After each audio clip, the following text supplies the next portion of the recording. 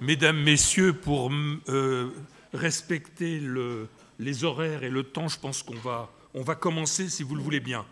Tout d'abord, je prie le président de l'Institut français de la mer, Audrey Blier, et vous demande de bien vouloir l'excuser. Il a quelques contraintes liées aux problèmes de virus actuels. Rien de grave, mais bon, il faut qu'il reste tranquille pendant quelques jours. Christian Buchet, notre co-organisateur, quant à lui, est retenu par une autre manifestation.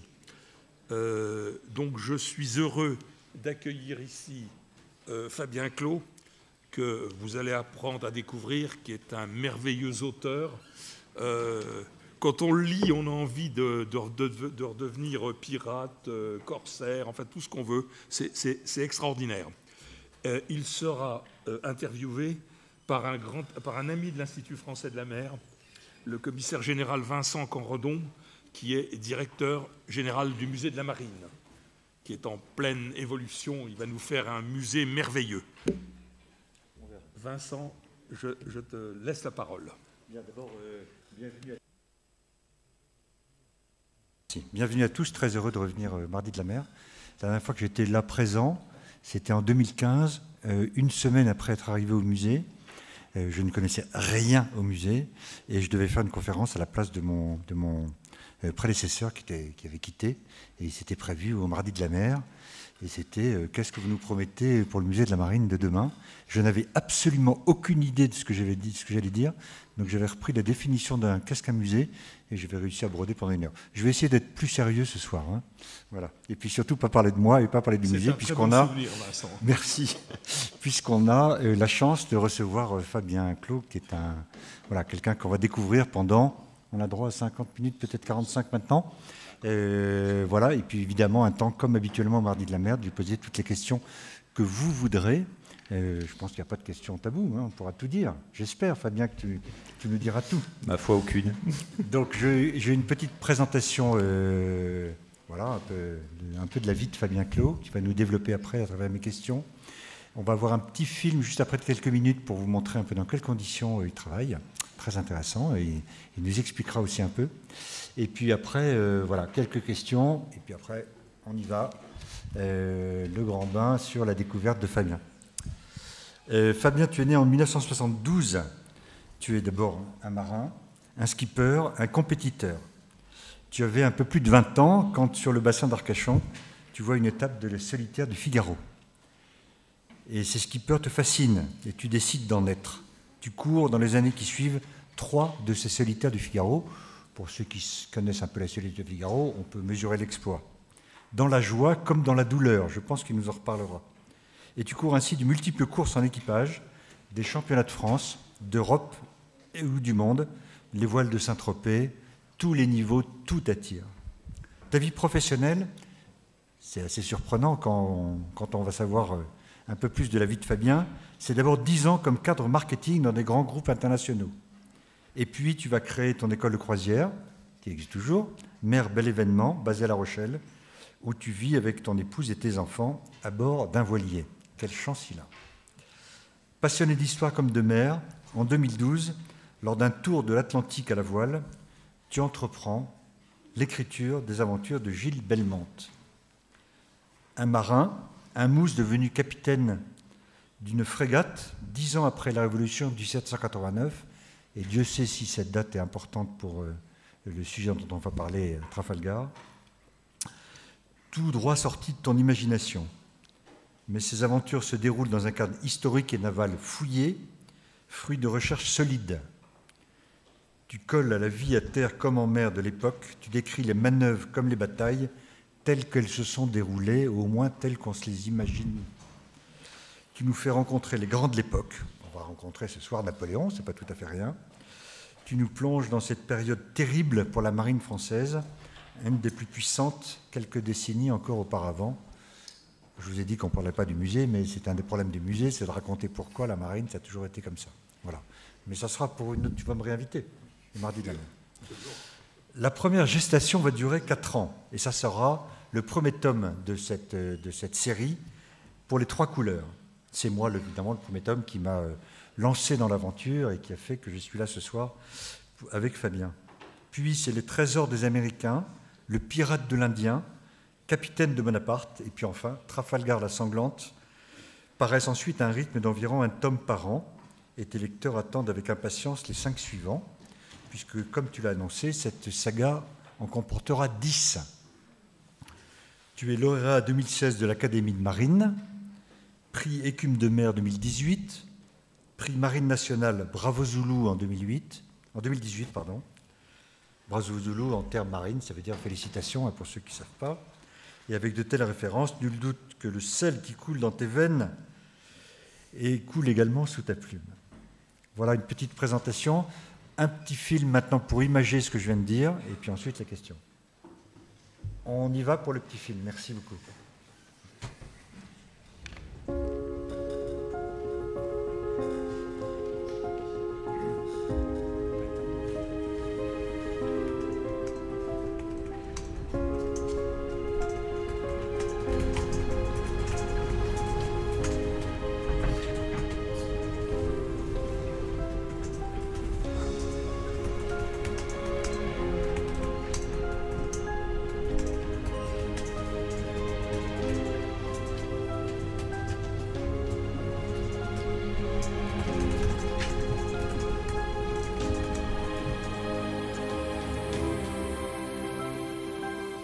Fabien, pourquoi cette saga?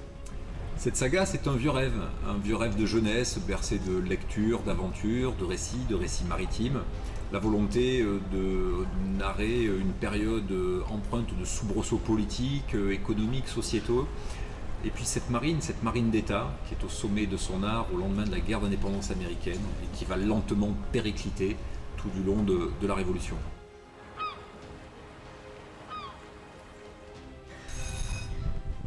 Nous sommes là, Fabien, dans ton bureau. Alors on est ici effectivement à bord de mon bureau itinérant, de mon bureau flottant, qui est aussi ma maison, mon univers, notre univers de vie.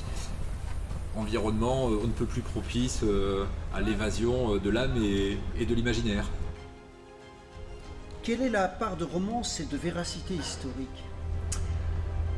La véracité historique, elle est présente à chaque instant, elle est de tous les chapitres, elle est de tous les instants. En soi, elle est extrêmement riche. Pour autant, la romance vient agrémenter ce récit, ces aventures. On est sur une ligne de crête qui tente à embarquer le néophyte et à contenter ce que moi j'appelle les gardiens du temple, les érudits, les férus d'histoire, les passionnés de marine à voile. Donc c'est un savant mélange entre ces deux formules qui vont évoluer au gré des opus. On va retrouver sur la bataille de Trafalgar précisément peut-être davantage de véracité historique qu'il n'y a de romance. En quoi ce tome 5 est-il historiquement particulier? Ce 5e opus est particulier en ce sens où c'est à la bataille de Trafalgar que vont se jouer les décennies suivantes, voire le siècle et demi suivant. C'est à la bataille de Trafalgar que les Anglais acquièrent la maîtrise des mers et donc du monde. Que dirait le marin d'aujourd'hui au marin d'hier? Je dirais aux marins d'hier, respect. Respect parce que ces gens-là ont combattu, nos aïeuls ont combattu systématiquement en position, en situation d'infériorité. Infériorité numérique, infériorité logistique, infériorité organisationnelle. Et jamais ils n'ont démérité.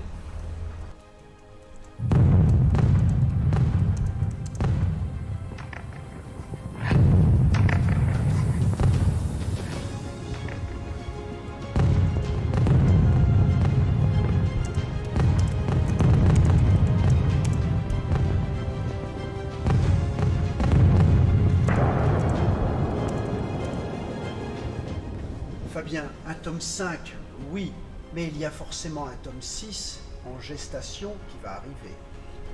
Cette saga, je l'ai imaginée dès le début en 10 opus, le 10e se déroulant à la fin de cette épopée impériale, lors des 100 jours. Donc 5 autres opus sont effectivement à venir.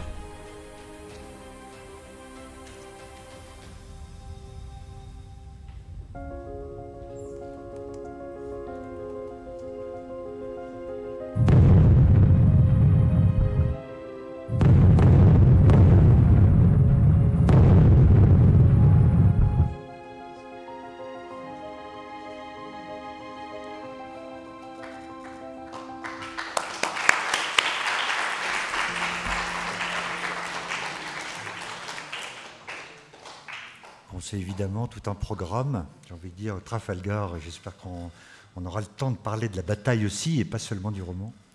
Et puis aussi, on voit bien que Fabien, c'est aussi tout un programme. Alors Fabien, au début de l'interview, tu dis que c'est un rêve de jeunesse.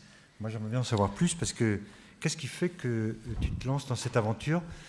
On dit 2012, c'est le point de départ. Donc je vais te poser plusieurs questions en même temps. Comment devient-on un auteur à succès? Et puis, qu'est-ce qui s'est passé en 2012? Quel était le virage? Parce que de 10 ans dans le marketing et ensuite être navigateur et auteur à succès, comment on fait? Qu'est-ce qui a fait que tu en arrives là?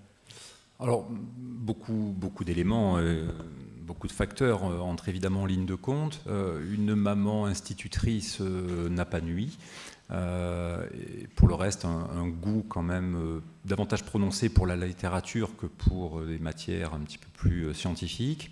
La lecture de ces grands auteurs britanniques que sont les Kent, Forster et autres O'Brien, découvert assez tôt, lu et relis, qui m'ont cependant, au fil de l'eau, un petit peu lassé de voir ces merveilleux Anglais nous étriller au gré de tous ces opus.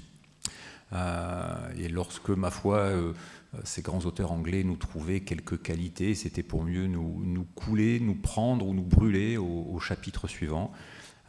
Et il m'a semblé, à la lecture de livres d'histoire, que la réalité était peut-être un petit peu différente. Donc il convenait de la rétablir. Et j'évoquais l'histoire, une certaine appétence pour l'histoire aussi. J'aime à penser que pour comprendre notre monde contemporain, connaître l'histoire est un prérequis plutôt intéressant.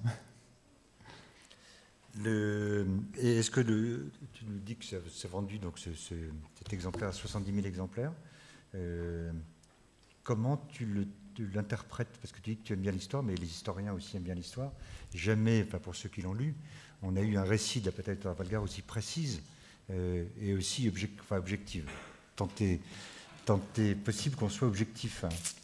Alors, l'histoire. Comment tu interprètes ce succès, en fait? Je pense qu'il y a une appétence vraiment de notre nation et du peuple français pour l'histoire en général et son histoire en particulier.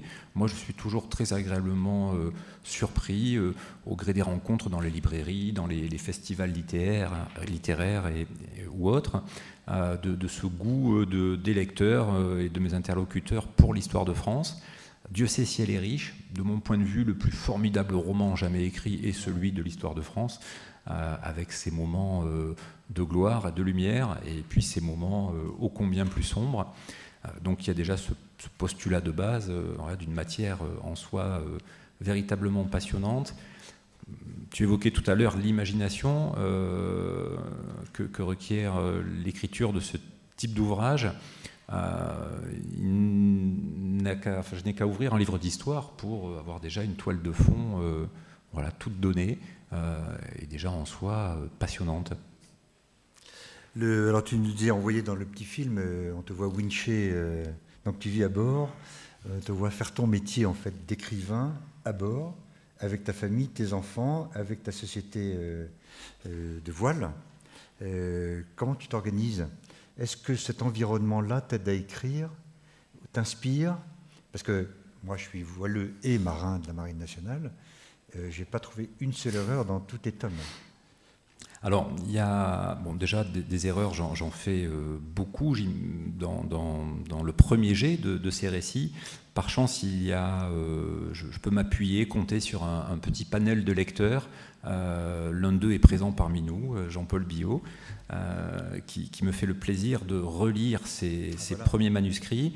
Je songe à d'autres également, Alain Canac, qui je crois nous écoute depuis chez lui. Tous sont érudits, fins connaisseurs et de l'histoire de France et des particularités de notre marine à voile. Et il ne manque pas de me reprendre de voler quand, ma foi, je pars au lof. D'accord. Et point de vue vie de famille, tu fais comment? Alors, tout le monde t'admire, t'écoute gentiment, ils vont jouer dehors. Non, tu évoquais la vie à bord, c'était le cas jusqu'à il y a 3 mois, puisque nous avons aménagé à terre. Les enfants sont nés à bord du bateau, moi ça fait maintenant 25 ans que je vis sur mon voilier. Voilà, mais on était arrivé au bout de cette formule consistant à vivre à bord avec des enfants en bas âge. Le ponton d'un port de plaisance est tout sauf un jardin. Voilà, donc on s'est replié dans les terres. Voilà. Mais le bateau est toujours ancré au port des Minimes et c'est toujours à bord que j'écris. Bon, enfin, le vrai jardin, c'est l'océan quand même. C'est l'océan, ils sont nés là. Voilà, c'est véritablement, enfin, c'est là où en tout cas ils se seront construits sur les premières années de leur vie. Alors tu dis que tu te fais aider par certains, et donc félicitations, parce que vraiment il n'y a pas d'erreur. L'âme du marin, c'est comme toi. Je disais tout à l'heure que tu es un coureur au large. 3 solitaires du Figaro, c'est pas neutre. Vu ce qu'on peut vivre, enfin moi j'ai toujours rêvé d'en faire, mais j'ai jamais eu le courage d'aller jusque-là. Qu'est-ce que l'expérience de la course au large, de la voile, qu'est-ce qu'elle t'apporte dans l'écriture? Alors, en termes d'apport, en termes pragmatiques, il y a, notamment pour ce qui touche à la course au large en solitaire, il y a, j'imagine, cette passerelle entre l'obligation pour le solitaire, par nature de décider seul, cette même solitude que va probablement rencontrer le commandement d'un bâtiment, quel qu'il soit, confronté seul à un ensemble de problèmes à résoudre. Donc cette solitude du commandement, cette confrontation quotidienne à toutes les heures du jour et de la nuit. En solitaire, tout peut survenir à tout moment et il faut être en capacité de trouver la bonne réponse, la bonne formule en un temps extrêmement court, quel que soit son état de fatigue. Et ça m'intéressait d'appréhender, en tout cas de reporter à travers ce héros Gilles Belmonte ce que moi j'ai pu vivre dans ces courses en solitaire. Ça m'aide aussi d'un point de vue plus concret dans la gestion de mon sommeil encore aujourd'hui. Puisque j'écris la plupart du temps la nuit, donc naviguer le jour, écrire la nuit et tâcher d'être le meilleur père de famille qui soit dans l'intervalle. Voilà, ça requiert pas mal d'énergie et de ce point de vue, l'expérience accumulée sur les Figaro me permet d'aller nicher ici ou là au gré de la journée quelques siestes courte mais réparatrice. Oui, parce qu'on ne dort pas beaucoup. Dans ton roman Jules Belmonte, il ne dort pas beaucoup. Il se repose par séquences, exactement comme un coureur solitaire le fait dans la course au large. Des petites parties de nuit, voilà. Mais sinon, il est sur le pont, regarder, inspirer, puis prendre des décisions de solitaire, comme tu disais. Il y a un rapport du marin à son sommeil qui est très animal, très instinctif. Du temps où l'être humain vivait dans les grottes, des nuits de 6 à 8 heures étaient proscrites, sinon on se faisait manger par plus gros que soi. Donc ce n'est qu'avec l'accession à une certaine forme de modernité, de confort, que l'on s'est mis à passer nos nuits à dormir. Donc physiologiquement, l'être humain est capable de dormir assez peu, pour peu qu'il dorme bien. Voilà, le sommeil, ce n'est pas tant le repos du corps, du physique, c'est avant tout le repos du cerveau. Voilà, donc si on est en capacité, par expérience, par un certain travail sur soi, d'aller entrer rapidement dans ce qu'on appelle des phases de sommeil lent, effectivement, 5 à 7 tranches de 20 minutes de sommeil par 24 heures peuvent suffire. Et c'est une des hantises de Gilles Belmonte que de se retrouver en carence de sommeil et donc en perte de lucidité. Ouais. Parce que la privation de sommeil induit nécessairement une perte de lucidité, laquelle peut conduire évidemment à de mauvaises décisions. Bon, donc je peux dire à ma femme que de se lever à 9h30, c'est trop en fait. Je comprends ça. On peut se coucher à 6h du matin et redormir 20 minutes en matinée, à nouveau dans l'après-midi. Et être fringant le soir. Merci. Alors maintenant, je voulais appréhender un petit peu le personnage, l'écrivain, qui il est, ce qu'il fait, comment il est inspiré, puisqu'on a commencé à parler de Gilles Belmonte, puisqu'on commence à percevoir peut-être un certain parallèle entre Gilles Belmonte et peut-être Fabien, puisqu'on commence à le découvrir, puisque c'est presque l'homme parfait, ce Gilles, ce capitaine. Il est sympa, il est intelligent, il prend les décisions rapidement, il est loyal, c'est un bon capitaine, c'est un excellent marin, il ne dort pas beaucoup, il est très charmeur. Moi, toute la partie histoire d'amour, j'espère qu'on aura le temps d'en reparler, parce que là aussi, ça m'intéresse. C'est toi.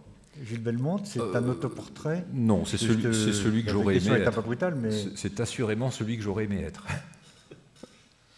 Voilà, non, c'est une sorte d'idéal. Ceci étant, pour sa pratique du commandement d'une part, son vécu et son cheminement d'autre part, toutes les lectures que j'ai pu entreprendre sur cette période me laissent à penser que des capitaines Belmonte ont existé par dizaines, si ce n'est par centaines, hein, sur cette période post-révolution, de ces jeunes gens sortis du rang, pétris de patriotisme, épris pour certains de ces idéaux nés de la Révolution, d'une certaine forme d'égalitarisme.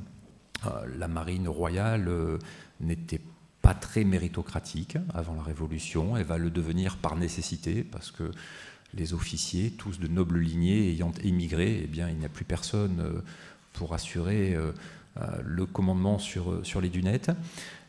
Donc Belmonte va incarner cette nouvelle génération d'officiers qui va devoir se confronter, nantis de maigres moyens, à la plus puissante marine qui soit.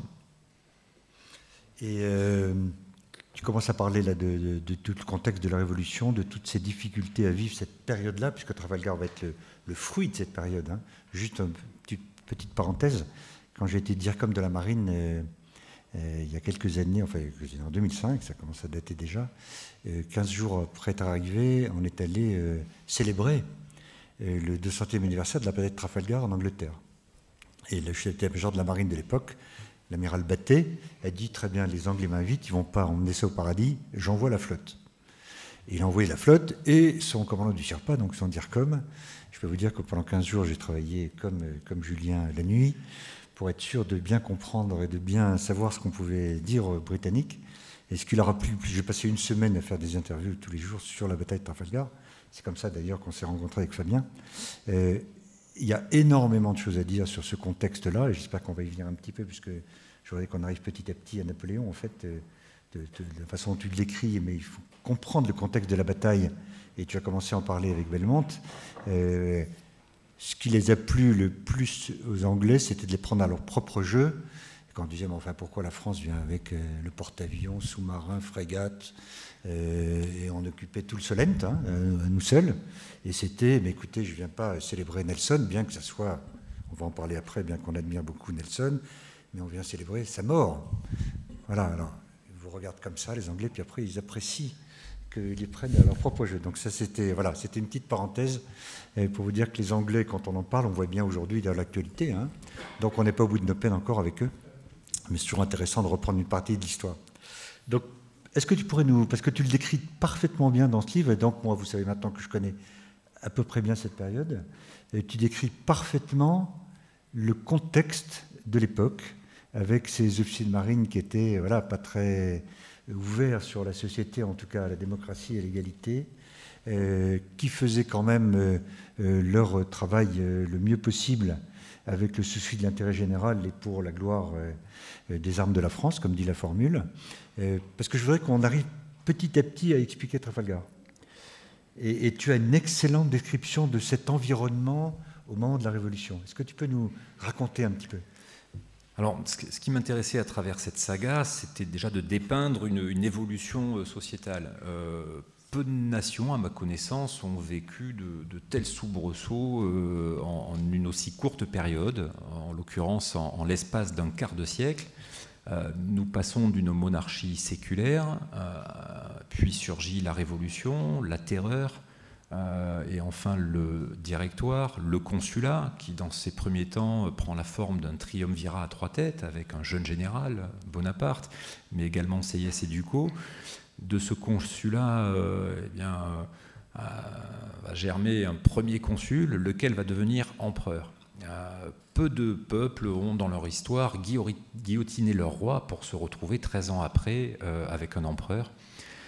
Et à l'issue de cette saga impériale, au moment de la Restauration, on se retrouve avec qui pour présider à la destinée de la France ? Eh bien, le frère de cet homme guillotiné 20 ans plus tôt. Donc c'est quand même quelque chose d'assez schizophrénique, que peu de nations ont vécu. On s'étonne encore aujourd'hui de ce que la France puisse comme ça s'émouvoir, manifester, trembler, manifester sa colère. Voilà. C'est quand même relativement dans notre ADN. Et ce qui est intéressant à travers cette période, pour ce qui nous touche plus particulièrement, c'est l'évolution de cette marine d'État, marine royale avant la Révolution, qui est au sommet de son art. On a souvent attribué, à raison, la victoire, en tout cas l'accession à l'indépendance des États-Unis d'Amérique, on l'a souvent attribué à Lafayette et autres Rochambeau. En vérité, sans la marine royale, point d'indépendance américaine, c'est véritablement la marine du roi, la marine de Louis XVI, qui empêche le ravitaillement des loyalistes américains et qui de fait va conduire à la capitulation de ces derniers et donc à l'accession à l'indépendance de ce qui était à l'époque les 13 colonies de la couronne britannique. Donc sans marine française au sommet de son art, il n'y a pas d'indépendance. Voilà. Lafayette a récupéré, si j'ose dire, la quasi-totalité des fruits de la naissance de cette jeune nation que sont les États-Unis d'Amérique. Pour autant, voilà, sans notamment la glorieuse bataille de la Chesapeake menée par le comte de Grasse, voilà, il n'y a pas de victoire. Bon, ça, c'est une grande partie importante dans le... J'ai dit que je ne parlerai pas du musée, donc je vais vous dire quelques mots quand même. Les Français ne connaissent pas leur histoire maritime, donc merci à Fabien de nous la faire partager de cette façon. Un des rôles du futur musée, c'est évidemment qu'en sortant, on soit fier de notre histoire navale. Nous sommes un grand pays maritime, nous avons une grande histoire navale, nous sommes une puissance maritime, et pas seulement en termes de territoire, mais en termes de vocation et d'ambition pour l'avenir. Et la bataille de Chesapeake est inconnue. Et voilà, on va tout faire bien sûr pour la faire reconnaître et faire reconnaître au moins aux Français la grande histoire de la France, et c'est bien ce que tu fais. On peut juste préciser, en évoquant l'histoire avec un grand H, que la Révolution française trouve en partie sa source dans cette guerre d'indépendance, quand bien même celle-ci survient une décennie plus tôt, puisque le soutien français aux insurgés américains a à ce point saigné et vidé les caisses de l'État que 10 années après, quand surviennent les mauvaises récoltes de 1788 et 89, eh bien, l'État est exsangue et donc n'est plus en capacité de nourrir ses populations, et notamment sa population parisienne. Et de là, eh bien, vont découler les soubresauts que l'on connaît. Oui, tu parlais de Lafayette tout à l'heure. Une petite anecdote. Un des bateaux français qui s'appelle Duguay-Trouin, qui avait été capturé juste après Trafalgar, la bataille du Cap Ortegal, je crois que c'est ça, a été emmené par les Britanniques qui l'ont gardé pendant jusqu'à l'après-guerre. Ils s'en sont servis comme ponton, comme école, et ils l'avaient baptisé le Lafayette. Voilà, comme quoi même les Anglais n'en voulaient pas Lafayette. Bon, mais revenons à notre époque de Trafalgar. Tu parlais de Napoléon, tu lui passes rien. Tu ne passes pas ses erreurs, je trouve que tu le fais d'une façon tout à fait élégante, mais on sent en même temps une pointe d'admiration chez toi. Quel est ton sentiment par rapport à Napoléon et la mer? C'est compliqué, Napoléon et la mer. Alors, indépendamment de toute considération partisane politique, difficile de ne pas être admiratif face à un tel parcours. Comment un enfant tout frais et moulu de son île se retrouve dans une sordide école dans la région de Brienne et quelques années plus tard trône sur le toit de l'Europe. Donc le parcours est quand même assez incroyable. Napoléon, Bonaparte, c'est un insulaire. On lui a souvent prêté une méconnaissance de la marine et des enjeux maritimes. Il n'en est rien. Comme tout insulaire, il a une conscience quasi charnelle de l'importance de disposer d'une marine aguerrie. Il a d'ailleurs failli verser dans ce corps. Il est sorti de l'école de Brienne extrêmement bien noté en mathématiques, mais également en artillerie, ce qui le prédestinait à une carrière d'officier dans la marine. C'est sa mère qui va farouchement s'y opposer. Elle n'était pas opposée à ce que son fils poursuive une carrière de militaire et s'expose aux blessures ou à la mort. En revanche, elle avait la mère enceinte horaire. Voilà, donc elle l'a dissuadé de poursuivre sa carrière dans la marine. On peut imaginer ce qui serait advenu de notre pays et de l'histoire de l'Europe et donc du monde si le jeune Napoléon Bonaparte avait rejoint cette marine à cette période étriquée. Donc Napoléon n'aura de cesse tout du long de son règne et dès qu'il accède à ce rang de premier consul, de réordonner cette marine qui, sur la période post-révolution, s'effondre sur elle-même. On l'évoquait tout à l'heure, la fuite de ses officiers. Nous sommes en guerre à quasiment toutes nos frontières durant les premières et deuxièmes coalitions. Ces guerres vont là aussi saigner les finances du pays. Donc la marine devient le parent sacrifié du budget de l'État. Et puis dans les arsenaux, sur les chantiers navals, la corruption va gangréner et gripper le bon fonctionnement de ces machines autrefois si efficaces du temps de Louis XVI. Donc la conjonction de ces phénomènes va tout simplement faire s'affaisser, s'effondrer notre marine sur elle-même.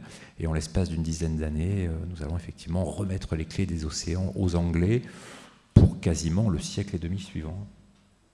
Alors je confirme tout à fait Napoléon, son goût pour la mer. Je ne sais pas si vous savez, mais il est candidat pour embarquer avec la Pérouse. Et il a été recalé.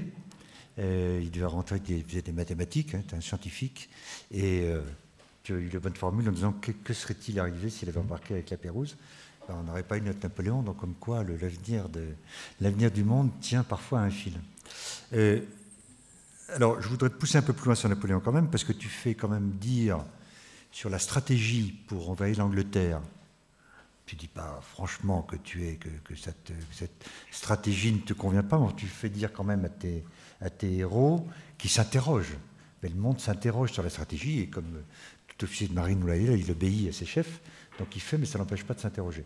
C'est une interrogation que tu as personnelle. Je te pousse un peu. Alors parce que... oui et non, il y a un ressenti de marin par rapport à Peut-être tu peux raconter pour cette ceux qui savent pas la stratégie qu'on va évoquer, qui est déjà en soi assez incroyable. Donc il y a un ressenti de marin et il y a aussi les lectures. J'ai eu la chance d'accéder à un certain nombre de journaux de bord de commandants français de la flotte combinée. C'est assez factuel, assez froid, mais perce ici ou là quelques sentiments, quelques états d'âme. Alors, pour revenir au contexte général, même antérieurement à la paix d'Amiens, mais plus encore lorsque les Anglais font fi de celle-ci et entrent à nouveau en guerre, Napoléon a ce rêve fou, ce projet fou que d'envahir l'Angleterre. Après tout, pour aller signer une paix définitive, autant aller la signer à Westminster. Il va donc rassembler à Boulogne. Alors, on a évoqué l'armée de Boulogne. En vérité, elle s'étend de la Belgique quasiment jusqu'à Brest.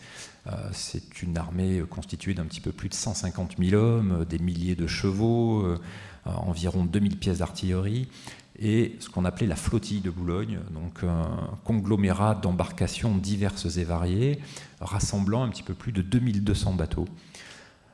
Cette armée de Boulogne, c'est l'armée de la Révolution, c'est l'armée vainqueur des campagnes d'Italie, c'est l'armée en partie, il y aurait aussi beaucoup à dire, mais vainqueur de la campagne d'Égypte. C'est une armée qui, dans son passé récent, n'a connu que des succès. Il est relativement évident que si cette armée de Boulogne pose un pied en Angleterre, c'en est fini de la couronne. Les Anglais sont d'ailleurs effrayés de voir cette concentration de force de l'autre côté de ce qu'ils ont l'outrecuidance d'appeler le British Channel. Donc, il commence à naître en Angleterre une véritable peur collective. La problématique, précisément, c'est cette Manche qu'il nous faut traverser. La Royal Navy tient les mers en maîtresse absolue, et donc germe dans l'idée de l'empereur cette idée incroyablement folle que d'éparpiller aux quatre vents les escadres de la Navy et de les entraîner outre-Atlantique. Donc il va imaginer ce plan fou d'audace de faire converger à la Martinique ces flottes d'Atlantique et de Méditerranée constituées par les escadres de Brest, de Rochefort et de Toulon. Donc il va demander à chaque commandant de chacune de ces escadres de se regrouper en Martinique, d'entraîner dans leur sillage maximum de forces britanniques possible, et les précédents de ressurgir en Manche en supériorité numérique pour permettre le passage de la flottille et donc de l'armée d'invasion. Sur le papier, c'est un plan de grande envergure, tant à l'échelle géographique que militaire. C'est un plan qu'on pourrait qualifier de génial. Eût-il fallu qu'il soit confié à un homme capable de le mener à son terme? Eût-il fallu que les conditions soient réunies? Or, la somme des grains de sable, de sel qui vont venir enrayer ce plan fou est absolument incroyable. C'est l'objet de ce récit, de ce 5e opus, que d'évoquer avant la bataille, bataille sur laquelle il y aurait là aussi beaucoup à dire. Elle a non pas été proche de basculer en notre faveur, mais pas si loin tout de même. Voilà, donc sur cette longue pérénigration de la flotte combinée, rapidement, hein, la flotte de Brest sous commandement de l'amiral Glantom n'est tout simplement jamais partie. Petite parenthèse, Glantom aura l'épitaphe suivante sur sa tombe. Alors, Brest, un petit peu au-delà de Brest, en mer d'Iroise, il y a les atterrages du port de Berthom. Donc un facétieux a écrit comme épitaphe sur sa tombe: Si gît l'amiral Glantom, qui s'en fut de Brest à Berthom, et qui, par un bon vent d'ouest, s'en revint de Berthom à Brest. Voilà. Donc il a été longtemps attendu en Marquenite et en pure perte, hélas. L'escadre de Rochefort, sous commandement de l'amiral Mississier, a, elle, bel et bien appareillé, a essuyé des conditions extrêmement difficiles dans le golfe de Gascogne. Elle s'en est affranchie. Elle a rejoint la Martinique, où, conformément aux ordres de l'empereur, elle a attendu que viennent à elle les escadres de Brest et de Toulon. Celle de Brest, on l'a dit, ne viendra jamais. Quant à celle de Toulon, elle est jusqu'au début de l'année 1805 sous commandement de l'amiral Latouche-Tréville. Alors c'est intéressant parce que Latouche-Tréville, c'est un de nos rares officiers, si ce n'est le seul, qui, dans un passé proche, a défait à 2 reprises Horatio Nelson devant Boulogne. Nelson, alors Latouche-Tréville est en charge de bloquer le port de Boulogne aux menées anglaises. À 2 reprises, Latouche-Tréville va mettre en déroute Nelson devant Boulogne. Il va également le mettre en fuite quelques années plus tard devant Toulon. On peut imaginer que, de ce point de vue, Latouche-Tréville a pris une sorte d'ascendant psychologique sur Nelson. Hélas, Latouche-Tréville décède avant que cette mission, cet ordre de mission ne lui parvienne, et son remplaçant, l'amiral Villeneuve, qui n'a pas démérité, qui a fait montre d'un grand courage le jour de la bataille de Trafalgar, mais lequel ne dispose pas pour autant ni du même charisme ni du même allant que Latouche.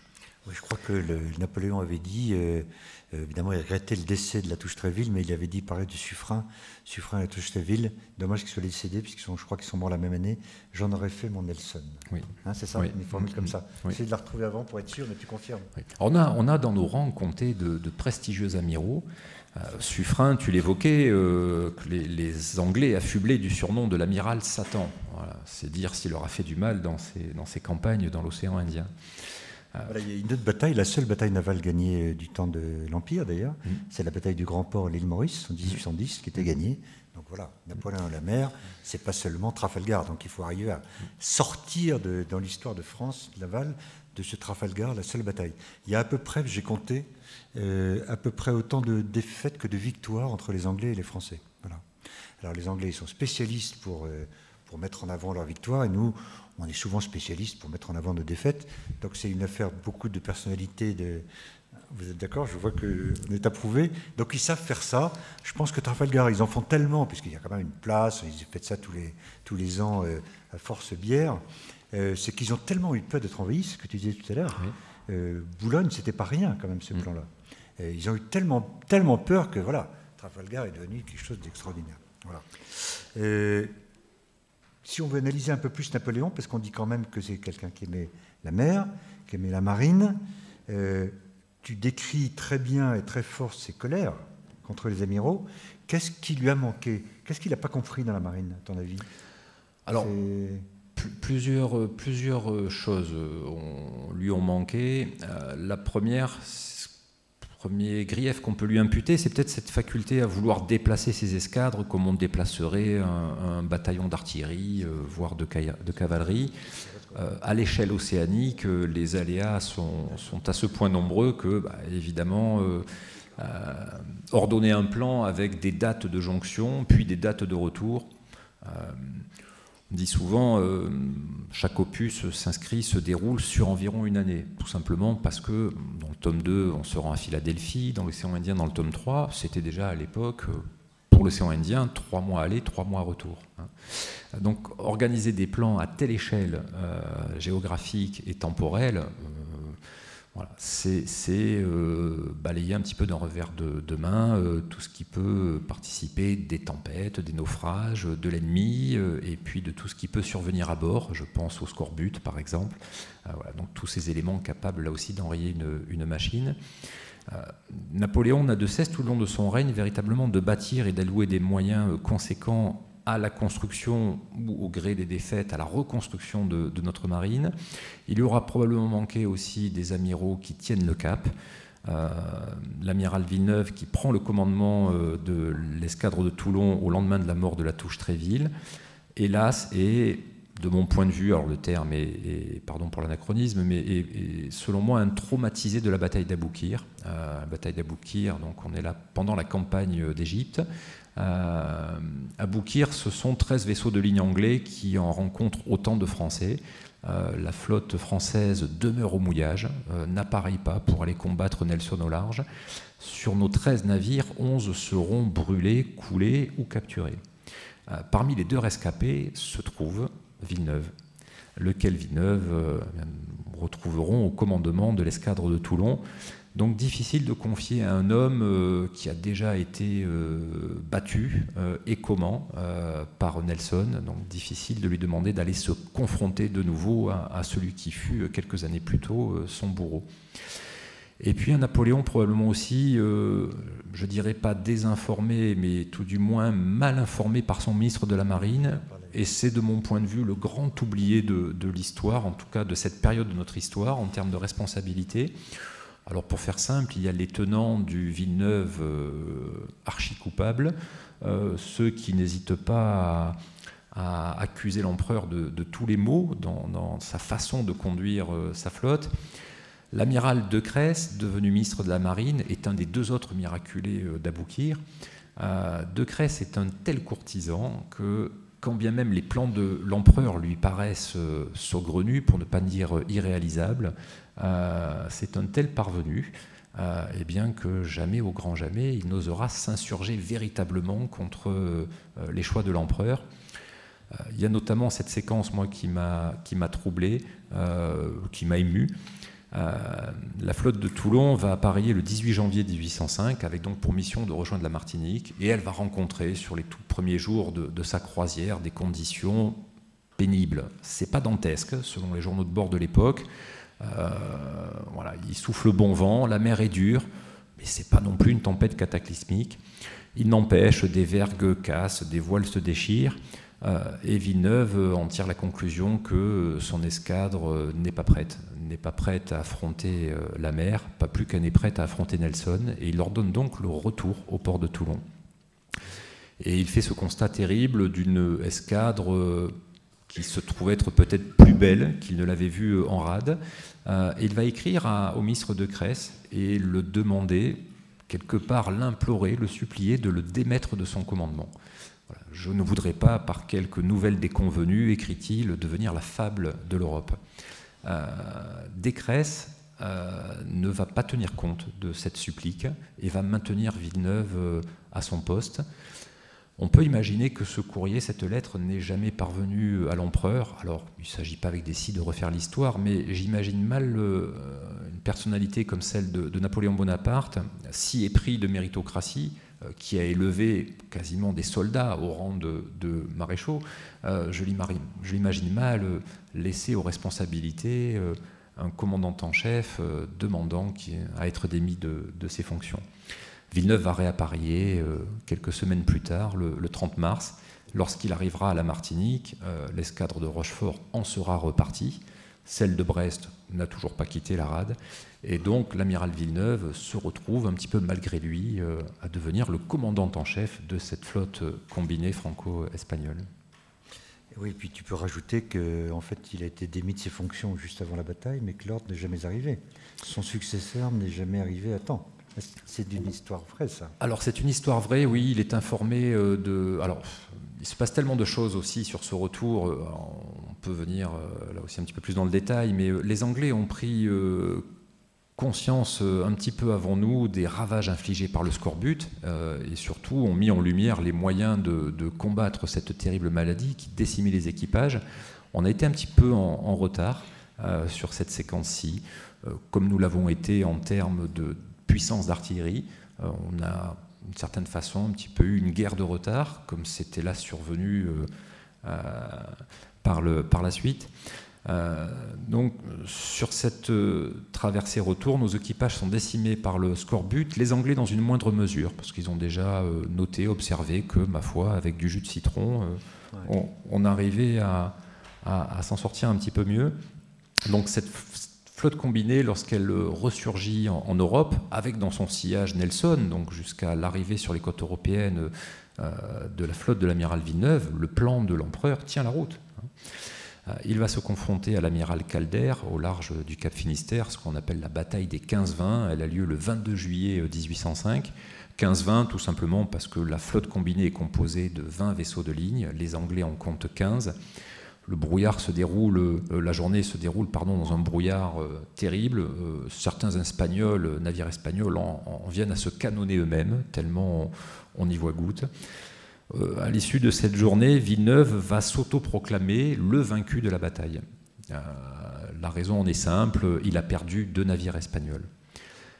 Et il considère, sachant que cette flotte de l'amiral Calder ne compte que 15 vaisseaux, lui en ayant 20, il considère donc avoir été mis en déroute par Calder. Factuellement, il n'en est rien, parce que l'amiral Calder a engagé la quasi-totalité de ses moyens. Or, la flotte combinée, la flotte franco-espagnole, est tellement étirée d'ouest en est que seulement 9 à 11 vaisseaux, et essentiellement des Français, et ces 2 Espagnols capturés, vont véritablement participer à cette bataille. Ce qu'ignore Villeneuve, c'est que les navires, les bâtiments anglais vont ressortir terriblement endommagés. Ils ont été très malmenés pendant cette bataille. Et donc Villeneuve va ordonner le repli sur Cadix, mettant ainsi l'empereur dans une rage noire. Et ce séjour à Cadix va durer plusieurs semaines. On est là de la mi-août jusqu'à tout début octobre. Et enfin, l'empereur se décide à révoquer Villeneuve et envoie donc pour le remplacer l'amiral de Rosilly. Lorsque celui-ci arrive à Madrid, et bien Villeneuve à Cadix, avant de l'arrivée de son successeur à Madrid. Et pour l'honneur, motivé aussi, il faut bien le dire, par les écrits très personnels, presque intimistes, que lui adresse son vieil ami, le ministre Descresse, eh bien, il fait appareiller sa flotte. On pourrait dire un petit peu en dépit du bon sens. Il pourrait faire fi de ses responsabilités et attendre tranquillement son successeur. C'est une affaire de jour. Hein. Voilà. Mais pour l'honneur, il rassemble les officiers français et espagnols, et ensemble, ils décident d'appareiller et d'aller au-devant de la flotte de Nelson. Bon, merci de réhabiliter l'amiral Villeneuve, parce qu'on a vite fait de dire quand même la défaite de Trafalgar, c'est l'amiral. Et en fait, tu décris très bien, on voit très bien, on a envie d'ailleurs de suivre dans sa description, et tu le fais encore mieux à l'oral, je trouve, de défendre son honneur. Je trouve merci. Merci pour les amiraux déjà, parce que, évidemment, quand on commande à la mer, c'est évidemment, avec toute sa fougue, sa passion, son expérience, l'intérêt général, et encore une fois pour la gloire et le succès des armes de la France. Et donc, voilà, ça a été un peu vite. Alors, on va pas prolonger sur la mort de Villeneuve, suicide ou pas suicide, que chacun se fasse son idée à la lecture de ton livre. Il ne nous reste pas tant que ça de temps. Je voudrais qu'on parle d'un autre grand acteur qui est Nelson. Hein, tu peux encore prendre 5 minutes. Oui, 5 minutes, c'est pas beaucoup, parce que j'ai encore plein de choses à raconter, moi. Nelson. Alors moi, quand on m'interroge sur Nelson, j'avais inventé ça en 2005, je dis c'est un génie. D'abord, ça permet d'avoir la paix. Après, est-ce que c'est pas seulement une histoire de chance? Napoléon avait l'habitude de dire qu'un bon général, c'est un général qui a de la chance. Comment tu vois? Parce que sa tactique, on l'était connue, elle avait déjà été combattue, on l'a déjà battue. Voilà, en mer, tous les marins qui nous écoutent savent qu'en mer, tu l'as très bien dit tout à l'heure d'ailleurs, les choses se passent souvent, c'est pile ou face à un moment, c'est une histoire de vent, c'est une histoire d'amure, c'est une histoire de forme, c'est une histoire de voile, de décision aussi. Voilà, Nelson, est-ce que c'est un génie pour toi? Pas nécessairement. Pas nécessairement. Du point de vue anglais, je conçois qu'il puisse être considéré comme tel. Pour les jeunes gens qui nous écoutent, pour revenir prendre un petit peu de hauteur sur cette bataille de Trafalgar, une grande bataille terrestre à l'époque, je pense à un Austerlitz, un Iéna, concentre, engage de l'ordre de 400 canons, environ 400 pièces d'artillerie.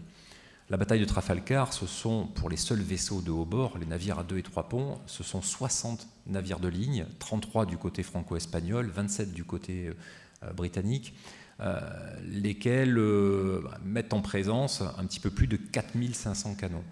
D'une certaine façon, on peut, de mon point de vue, évoquer du Verdun avant l'heure, en termes de puissance de feu, en termes de boucherie, de combat au corps à corps. Trafalgar, c'est véritablement du Verdun avant l'heure. Alors les Anglais se glorifient effectivement de ce génial Nelson qui aurait imaginé couper la fameuse ligne de bataille. Alors de quoi s'agit-il? Dans les décennies précédentes, lorsque deux flottes se rencontraient, ma foi, on se mettait travers au vent, et puis les deux lignes se croisaient. On se canonnait, non sans une certaine élégance, on manquait jamais de baisser bas son bicorne ou son tricorne, selon le camp. Et puis on virait de bord, et on revenait, on se croisait de nouveau. Ma foi, s'il y avait une hostilité très prononcée, on pouvait en venir au combat, à l'abordage, au bord à bord, mais ce n'était pas la règle. Les Français aimaient ce qu'on appelle le tir à démater, donc l'idée de cette prise, de capturer le vaisseau ennemi, ma foi, aider à la gloire du pavillon. Trafalgar, on entre dans un autre registre, d'une part, de par la puissance de feu engagée. Les Anglais ont, j'évoquais tout à l'heure cette notion d'une guerre de retard, mais les Anglais arrivent sur le théâtre d'opération de Trafalgar avec ce qu'on appelle des caronades. Donc il s'agit non plus seulement d'envoyer des projectiles d'une dizaine de kilogrammes, mais de cracher des milliers de billes de métal. Donc les Anglais sont passés du combat naval à une guerre, à un affrontement d'extermination. On l'évoquait en préparant cet entretien, ça me fait songer un petit peu au début de la guerre 14-18, quand on envoyait nos braves fantassins monter à l'assaut des tranchées ennemies avec des pantalons tout rayés de rouge. Voilà. Donc il y avait cette notion quand même un petit peu naïve du combat. On la retrouvera hélas au début de la Seconde Guerre mondiale. Donc on a déjà ce gros déficit en termes d'artillerie, et en termes stratégiques, donc Nelson imagine non plus ces deux lignes qui vont se croiser, mais de concentrer ses propres forces au vent de la ligne ennemie, donc d'être maître de ses manœuvres, de scinder ses forces en 2-3 colonnes, selon l'opportunité du moment, et de venir couper la ligne adverse en 1 ou 2 points, si possible, sur l'arrière-garde, de sorte à submerger ces deux morceaux de ligne ennemie, de venir les tronçonner en 2-3 endroits, et de sorte à les submerger, à les anéantir par le nombre, pour mieux se retourner après, là aussi, en supériorité numérique sur l'avant-garde. Non seulement c'est pas nouveau, parce que cette technique a déjà été employée par, en l'occurrence, un Anglais à la bataille de Saintes, mais en plus, l'amiral Villeneuve n'a pas du tout été surpris par cette stratégie de Nelson, à tel point d'ailleurs qu'il avait imaginé les moyens de contrecarrer ce plan en tenant en réserve de sa ligne ce qu'il appelait une division de soutien, voilà, commandée par l'amiral Magon. Voilà, donc il avait imaginé les conditions de pallier à cette attaque anglaise qui n'avait rien de nouvelle. Là où Nelson est admirable, c'est dans son rapport au commandement et dans cette façon, on peut dire, de traiter, c'est ce qui ressort de tous les écrits d'époque, de traiter ses subordonnés avec beaucoup d'humanité, ce qui était assez nouveau quand même dans cette marine anglaise, assez éprise de châtiments corporels.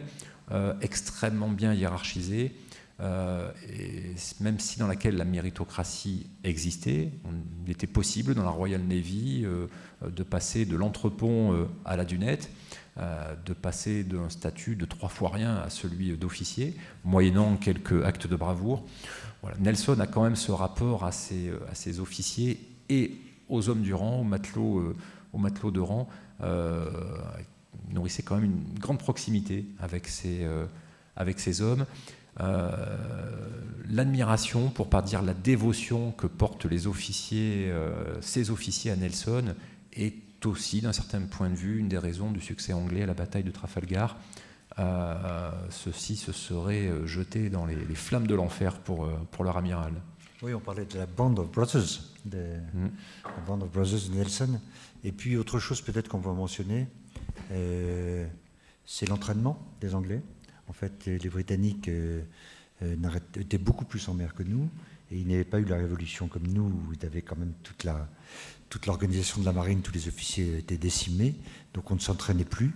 C'était Valmy, tout le monde peut être marin. Ben non, tout le monde ne peut pas être marin, la marine ça s'apprend. On n'a pas le temps d'ouvrir ça, mais la marine n'avait pas d'entraînement, parce que c'était beaucoup moins la mer, alors que les Anglais, à force de faire le blocus de la France, passaient leur temps à la mer, et puis avec des officiers avec un leadership très important. Mais on le sait bien dans la marine qu'il faut du leadership aussi. Et il en va de même pour la course au large, sans Et entraînement. on revient à ta vie. Alors peut-être pour terminer, tu nous fais faire en fait un grand tour d'horizon, ce que j'aime beaucoup j'ai une dernière question après. Ce que j'aime beaucoup dans tous tes ouvrages d'ailleurs, c'est qu'on est un peu rassuré sur la marine, sur l'histoire de la marine française. Ce que je vous ai un peu dit déjà à plusieurs reprises. Marine, on est là, Trafalgar, c'est pas bon, les politiques n'ont jamais compris la mer, bref, on est quand même un grand pays maritime, et on voit bien que toutes ces victoires ou ces défaites se jouent à pas grand-chose. Là, si on voulait continuer sur Trafalgar, comme tu l'as dit, Villeneuve avait anticipé cette stratégie de Nelson, que tout était calculé pour que les bateaux ne prennent pas de distance entre eux pour ne pas laisser passer les Anglais. Voilà, ils ont été sous le vent, alors peut-être qu'on aurait dû être au vent, voilà. Et puis le vent tourne le matin de la bataille. Tu as raison. Donc, petit grain de sel supplémentaire. Ouais, et puis le manque d'entraînement sur les pavillons, sur les ordres. Oui, on peut souligner que, alors j'évoquais 33 vaisseaux de ligne franco-espagnols, 15 sont espagnols, 18 sont français. Aucun navire français ne sera pris par les Anglais. C'est-à-dire que nos bâtiments seront dans de tels états, seront à tel point défoncés de partout, démontés, dématés à 2 doigts de couler, que les Anglais ne pourront en incorporer, et Dieu sait s'ils aimaient à le faire et s'ils appréciaient nos architectes, les Anglais ne pourront incorporer aucun de ces bâtiments, à l'exception, hélas, tu l'évoquais tout à l'heure, notamment du Duguay 3, qui appartenait à la division de l'amiral du Manoir, lequel... on peut dire, n'a pas brillé par son courage ce jour-là, puisqu'il s'est tenu avec l'avant-garde relativement éloigné de la zone de feu. Bon, on va bientôt se livrer à vos questions. Une dernière question, voilà, tu nous mets-le à la bouche là, avec 5 tomes, il en reste 5. Moi, je suis un grand affectif, donc est-ce que l'histoire d'amour se termine bien? Moi, c'est ça qui m'intéresse au fond, parce que tout ça, c'est bien joli, l'histoire, tout ça, mais l'amour... Alors, avec les éditions Paulsen, on se surprend à découvrir en quelque sorte que le lectorat féminin compte pour beaucoup dans la saga. Il y a au gré de ces opus 2 héroïnes qui ne sont pas les seuls faire-valoir de ces messieurs, les guerriers héros. Elles ne manquent pas de tempérament. On a tous dans notre inconscient populaire cette notion de révolution française. Qui fait la révolution française? Ce sont les Françaises. Ce sont les femmes françaises qui font la révolution. Pour refaire un bond dans notre monde contemporain, je tiens cette indiscrétion d'un officier qui, à l'époque, officier à Matignon. Au tout début de la crise des Gilets jaunes, le pouvoir a tremblé. Non pas quand tout est parti un petit peu briques et de broc et que la violence a germé ici ou là et qu'on s'est tous sérieusement interrogés sur la finalité du mouvement, mais précisément sur les 1, 2, 3 premiers week-ends lorsque les femmes étaient sur les ronds-points. Et dès lors que dans notre pays, des femmes s'imprègnent et s'investissent dans un mouvement social, là, pour le pouvoir en place, quel qu'il soit, et à toutes les époques, il y a matière à considérer le mouvement en question. Donc ces héroïnes-ci, Camille et Manon Desmarais, épouses au début de la saga et filles du gouverneur de la Martinique, voilà. On les retrouve jusqu'au tome 6, j'ai envie de te dire au moins, parce que pas sûr. Bien, merci beaucoup de cette superbe présentation. Je repasse la parole au Régis. Oui, alors nous allons passer aux questions. Je voudrais que 2 étudiants viennent prendre les micros pour les passer, s'il vous plaît. Merci. Ça sera plus facile parce qu'il faut absolument parler dans le micro pour que ceux qui nous suivent sur Internet puissent comprendre ce qui est dit. Allez-y, prenez-en un. Vous l'ouvrez avec le petit truc qui est derrière. Comment ? Non, je ne crois pas, mais on va l'allumer. Voilà, là, il est allumé.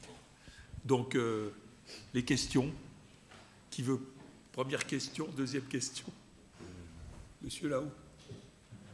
Alors, des questions courtes et vous vous présentez, s'il vous plaît. On ne refait pas la conférence. Merci.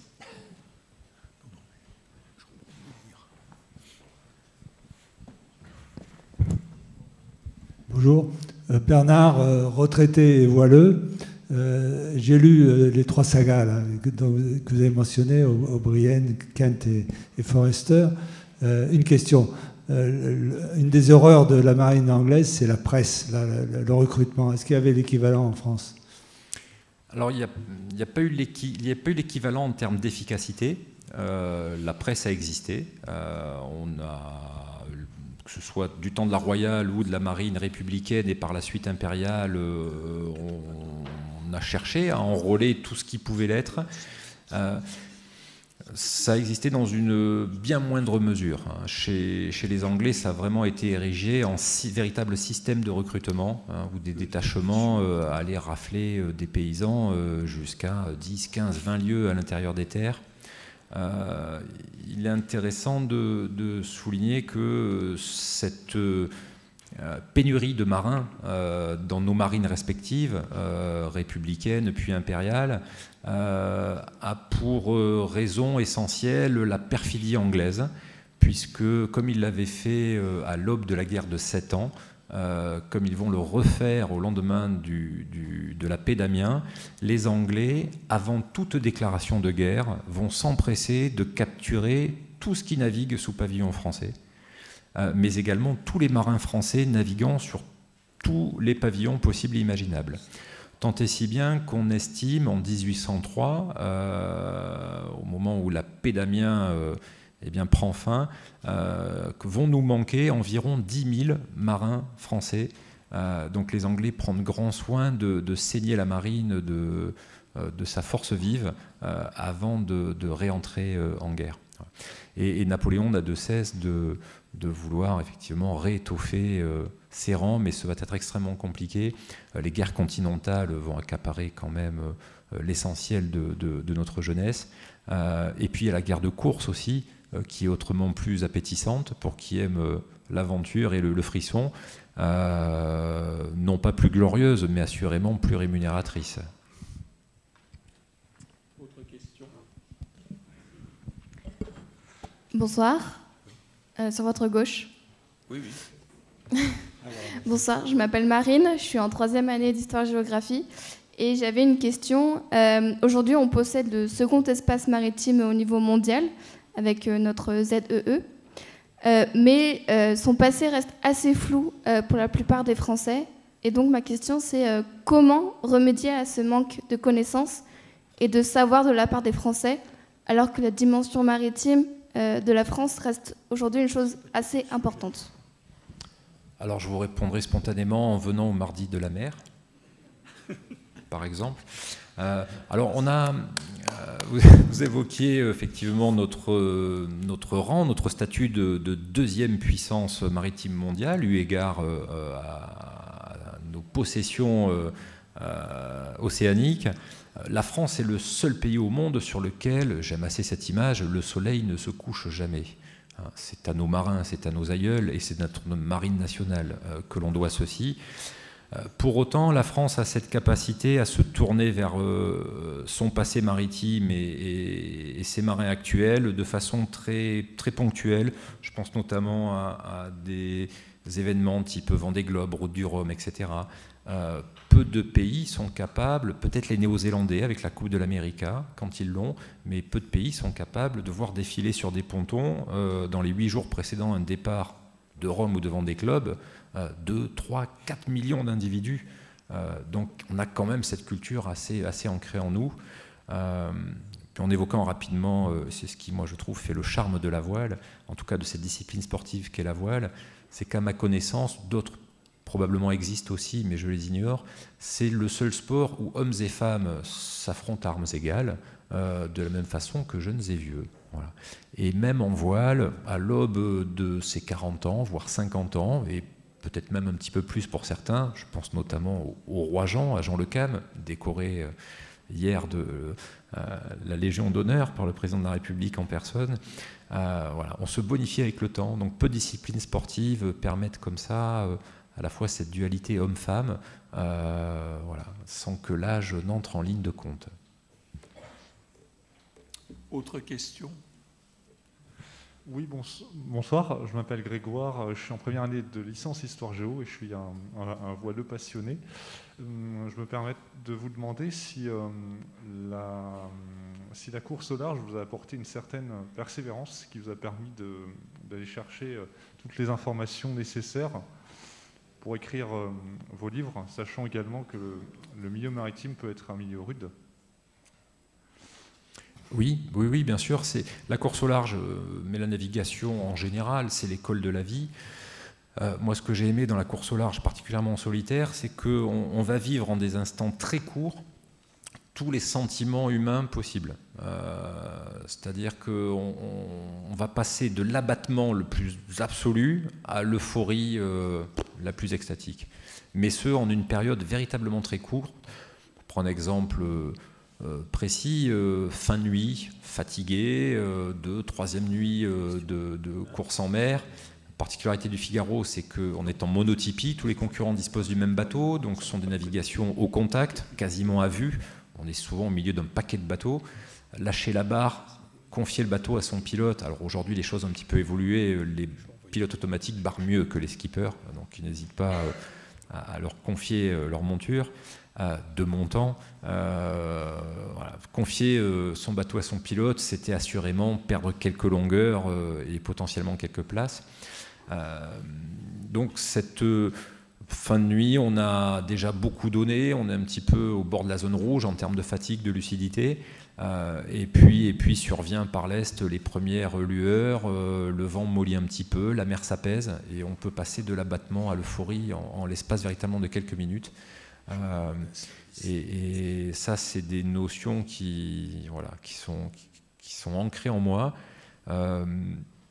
Vincent évoquait tout à l'heure avec grandiloquence, et je l'en remercie, la notion d'auteur à succès. Auteur, ma foi, bien volontiers, à succès, j'espère un jour. J'ai toujours en tête cette toute première dédicace.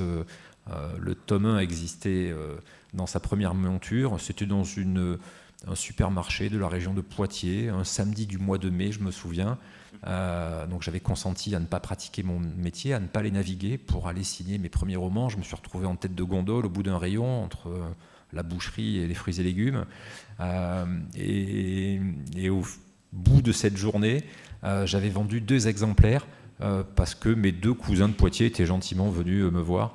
Voilà. Et quand je suis remonté dans ma voiture avec mes cartons pleins dans le coffre, voilà, j'ai repensé à mes années Figaro en me disant bon, voilà, là c'est dur, mais un jour, voilà, la lumière, la lumière viendra. Voilà. Donc oui, effectivement, tout ce qui touche un petit peu à la combativité, à aller un petit peu, non pas au bout de ses limites, mais à aller investiguer, voilà, le plus loin possible, ça ne peut qu'aider. Autre question ? Bonjour. Voilà. Oui. Bonjour, je suis Marie-Astrid, je suis en L1 Histoire Sciences Politiques. Et tout d'abord, je vous remercie pour votre intervention.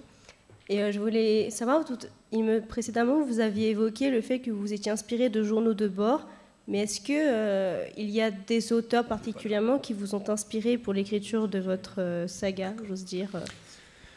Alors des auteurs, oui, je vais vous les donner si ça vous intéresse. Je pense notamment à Louis Garneret.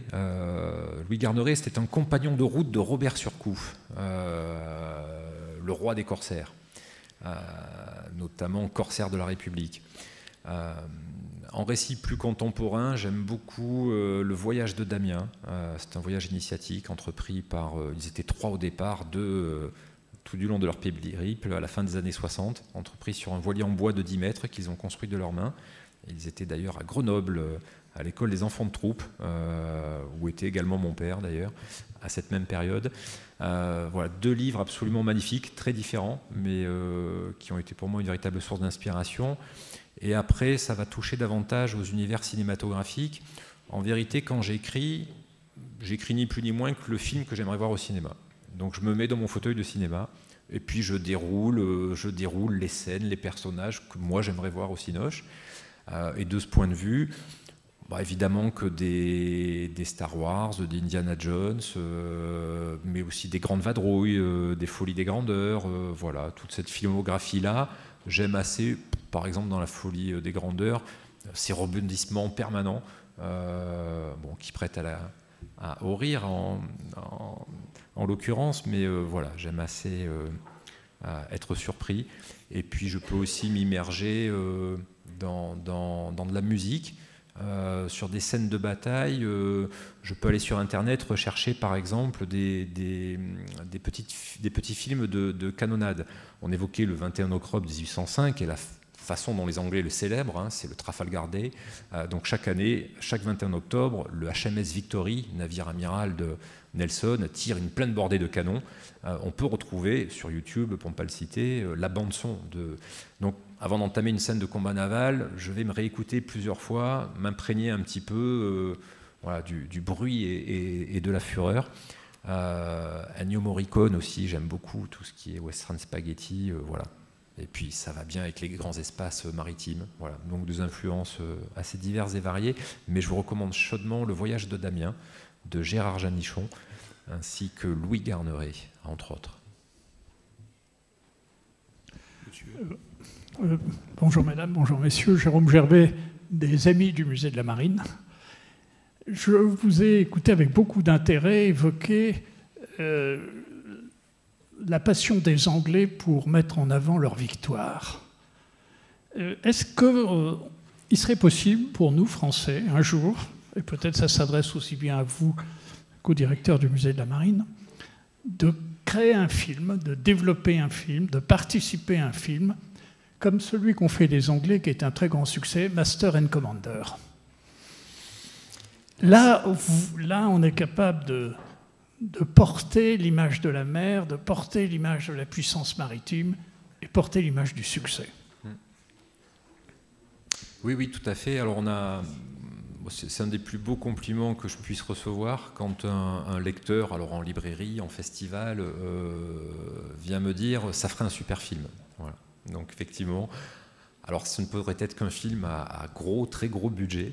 Voilà. Est-ce qu'en France, peu de réalisateurs, peu de sociétés de production sont capables de cela? Ceci dit, je crois savoir que les éditions Paulsen ont pris lien avec une de ces maisons. Bon, après, ça peut prendre du temps, comme ne jamais arriver, mais voilà, ça germe tout doucement. Mais oui, ça serait chouette. Ouais. Autre question? Oui, bonjour. Je suis au milieu. Oui, d'accord. Je m'appelle Ulysse, je suis en première année Histoire Sciences Po. Et en fait, vous faisiez référence tout à l'heure à la Royale dans la guerre d'indépendance américaine. Et je voulais savoir si vous pouviez nous dire comment la Royale avait fait pour se réorganiser après la guerre de 7 ans, pour être aussi opérationnelle une décennie à peine après la guerre de 7 ans, pour aider les colonies américaines. Alors on est déjà sur une volonté politique, mais il en va ainsi dans l'histoire de toute nation. Donc une véritable volonté de Louis XVI de rebâtir très rapidement sa marine, Qui dit volonté dit crédit, et ma foi, dès lors qu'on dispose du nerf de la guerre, que l'on a les compétences architecturales, qu'il reste quand même un lot de marins expérimentés et conséquents. Et après, on est sur... alors, on pourrait parler d'une forme, non pas d'industrialisation, mais les Français sont les premiers au monde à conceptualiser, à mettre en pratique la notion de construction de série. Donc nous allons être les premiers à non plus fabriquer ici ou là des bâtiments de guerre, mais d'une part à les construire en série, donc par fournée, si j'ose m'exprimer ainsi, de 3, 4, 5, 6 navires, mais également à standardiser leurs équipements.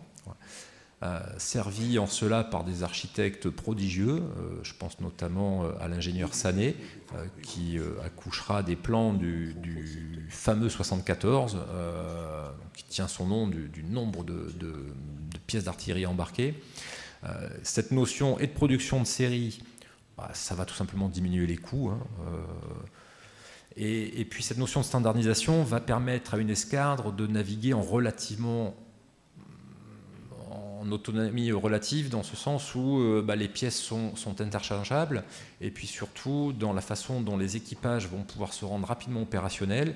On passe d'un navire à l'autre sans être, ma foi, désorienté, parce que telle ou telle manœuvre, telle ou telle fonctionnalité de telle ou telle pièce d'artillerie s'en trouve changée. Donc on va véritablement gagner en efficacité. Donc un budget en hausse considérable, standardisation des équipements et production de série suffisent en l'espace d'une dizaine d'années. On peut évoquer l'Hermione, qui, hélas pour elle, est en bassin de Radoux à Bayonne. L'Hermione, je crois qu'il a fallu aux bâtisseurs, enfin aux reconstructeurs de l'Hermione, quelque chose comme une quinzaine d'années, ou peut-être même plus, je crois, pour la bâtir. À l'époque, on en sortait 4 en 6 mois. On dirait la main d'œuvre était moins chère. C'est sûr. Je rajoute juste un truc sur un élément sur ce sujet. Tu disais tout à l'heure que les Anglais étaient très friands de nos bateaux. Bon, pour les couler, c'est sûr, mais aussi pour leur architecture. Et c'est pour ça qu'ils nous prenaient autant de bateaux dans les batailles, pour les copier. Voilà. Et donc nos ingénieurs, et ils seront célébrés au musée de la Marine, quand il ouvrira ses portes en 2023, va célébrer la construction française. On est toujours d'ailleurs parmi les meilleurs constructeurs du monde. Mais à l'époque, voilà, les Anglais n'étaient pas supérieurs en tout. Nous avions les meilleurs ingénieurs et nous faisions les meilleurs bateaux. Après, ils pouvaient avoir un peu d'avance, je pense, pour doubler les coques en cuivre. Je crois qu'ils l'ont fait un peu avant nous. Oui. Mais l'architecture, justement, qui permettait aux bateaux d'aller plus vite, mais l'architecture, surtout de nos bateaux de série, et puis c'était une notion nouvelle, on avait une vraie supériorité. Voilà. Et on est toujours, de toute façon, un grand pays constructeur, comme on le voit sur les... Je ne parle pas des sous-marins australiens, mais on le voit sur nos succès à l'export. Tu évoquais Nelson, on parlait effectivement de cette logistique opérationnelle. Nelson aimait à dire que la meilleure marine du monde était celle constituée de marins anglais servant à bord de bâtiments français. Alors, autre question, il nous reste à peu près 10 minutes. Je suis désolé pour l'ensemble des spectateurs par mail qui ne peuvent pas poser de questions parce que le chat ne fonctionne pas. Je suis désolé de vous être frustré, je le suis autant qu'eux, nous le sommes autant que tous ici. Donc, nouvelle question, s'il vous plaît. Autre question. Oui, bonsoir. Pardon.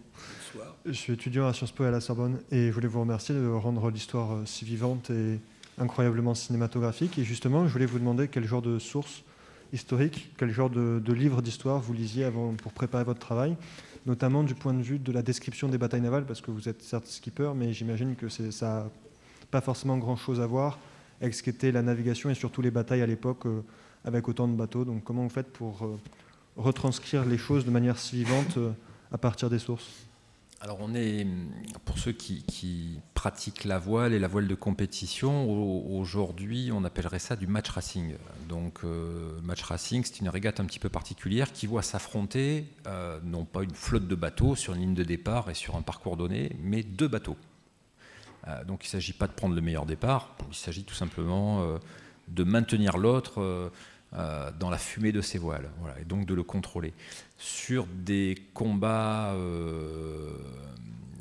mano à mano, cette notion de prendre l'ascendant du vent, finalement, elle n'a pas changé au fil des années. Donc, voilà, je vais, pour les combats de la frégate, particulièrement de la frégate Égalité, lorsqu'elle est engagée, voilà, sur des petits combats, je vais aller puiser un petit peu dans mes souvenirs de jeunesse. Ça a été autrement plus cabreux pour Trafalgar, parce qu'effectivement, rendre intelligible, accessible, le combat d'une flotte regroupant 60 vaisseaux, j'ai un petit peu effectivement sué pour visuellement que ce puisse être accessible à un public pas nécessairement averti, voilà, ni chevronné. C'est une ligne de crête, c'est un petit peu évoqué dans le film en introduction, contenter les férus d'histoire et puis rendre la chose accessible, avec cet écueil qui est aussi vrai pour la compréhension de la saga, mais pour la pratique de la voile en général, qui est ce fichu vocabulaire qui quand même peut rebuter de prime abord. Donc rendre la chose la plus visuelle possible. Après, en termes de sources historiques, la source de la Marine nationale, ouais, il y a eu aussi beaucoup d'éléments qui m'ont été communiqués. J'évoquais tout à l'heure les relecteurs bienfaiteurs, mais ils sont autant de sources d'approvisionnement en termes de faits historiques. Et puis citons-le, parce que c'est quand même quelque chose d'assez inédit dans l'histoire de l'humanité, Wikipédia, quand même une somme de savoir à la portée de tous qui est absolument effarante. Alors comme toute source, il convient de la recouper, déjà d'en identifier son producteur, et puis il convient de la recouper. Voilà, mais il y a quand même déjà beaucoup de choses. Et puis des récits d'époque, et notamment ces fameux journaux de bord, voilà, qui illustrent déjà un petit peu ce qu'ils ont cherché à entreprendre et ce qui a été réellement accompli.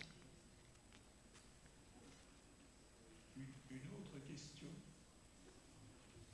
Là, ici.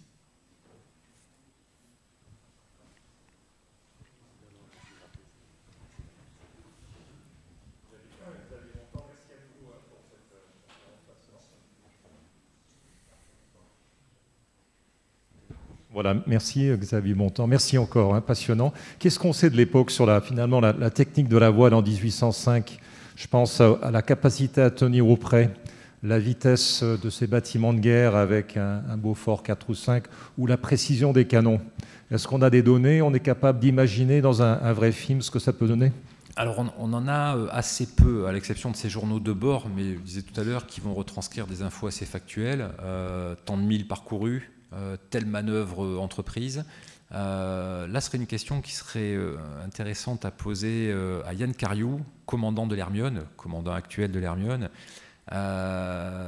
dont je sais qu'il a été absolument effaré par le potentiel, dans les qualités marines et le potentiel de vitesse de la frégate lors de son voyage inaugural. L'Hermione a tenu notamment sur sa transatlantique retour des moyennes journalières, en tout cas des vitesses moyennes, de l'ordre de 14 nœuds et plus. C'est dire. Et pourtant, on est sur une génération de frégates qui est antérieure à notre égalité. C'est dire si ces bateaux étaient diablement bien dessinés, bien équilibrés.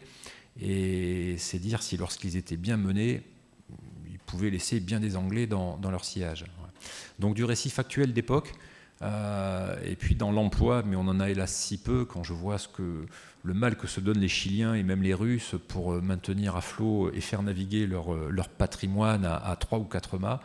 Et quand je vois ce qui reste aujourd'hui sous pavillon français, ça fait un petit peu de peine.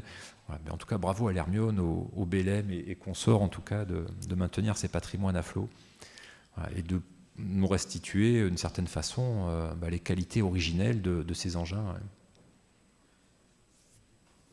Sur le près, peut-être qu'ils n'arrivaient quand même pas à faire 18 degrés du lit du vent. Non, alors les tirants d'eau étaient... Alors, on est aussi sur des notions de charge embarquée qui sont absolument effarantes. Dans le tome 6, Gilles Belmonte prend le commandement d'une division légère et se retrouve donc à bord d'un 74 qui a pour nom le Suffren, Et donc je me suis plongé un petit peu dans les quantités embarquées pour un voyage au long cours. C'est un truc de dingue. Vaches, poules, cochons, veaux, vivants naturellement, hein, par dizaines et par douzaines et par douzaines. On est sur 200 millilitres d'eau, sur plus de 1200 litres de rhum. Important, autant de vinaigre pour couper l'eau quand celle-ci viendra accroupir. Voilà. Donc ce sont des points embarqués absolument effarants. Et évident, j'imagine qu'un navire en début de croisière n'offre pas les mêmes qualités véliques qu'il ne va en offrir plus léger en fin de périple. Le prêt n'est évidemment pas l'allure de prédilection de ces machines-ci. Dans une moindre mesure pour les briques, corvettes qui étaient autrement plus affûtées, avec des gréements plus élancés, des tirants d'eau plus profondes, des quilles plus fines. Mais tout ce qui était vaisseau de ligne, on peut imaginer que 45-50 degrés du vent, quand les conditions de mer le permettaient, c'était déjà très bien. Je ne sais pas si on arrive au bout, non? Il y a encore, parce que tu nous as parlé du tome. Dernière question, mais courte. Courte.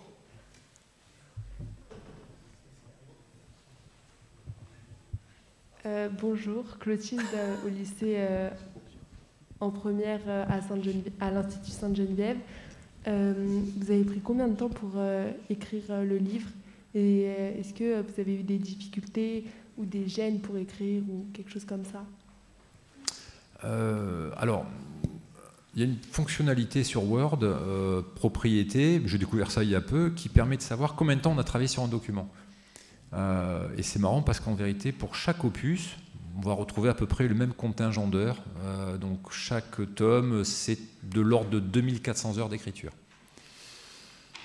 En termes de problématiques rencontrées, si ce n'est mes enfants tourbillonnant dans mes jambes, non, il n'y en a pas eu spécialement. Puisque je les évoque, le tome 1, c'est un ouvrage que j'ai écrit pour eux, mais à une époque où je ne les connaissais pas, puisque je ne les avais pas. Voilà. Donc avec cette avec cette idée de laisser un jour à mes enfants quelque chose, voilà, papa vous a écrit une histoire. Voilà. Donc ça a été la vraie motivation à l'écriture de ce tome 1. Voilà. Quelque chose qui les fasse un petit peu voyager, s'évader, et qui accessoirement leur donne voilà, quelques clés, quelques connaissances de l'histoire de ce si beau pays dans lequel ils ont eu la chance de naître.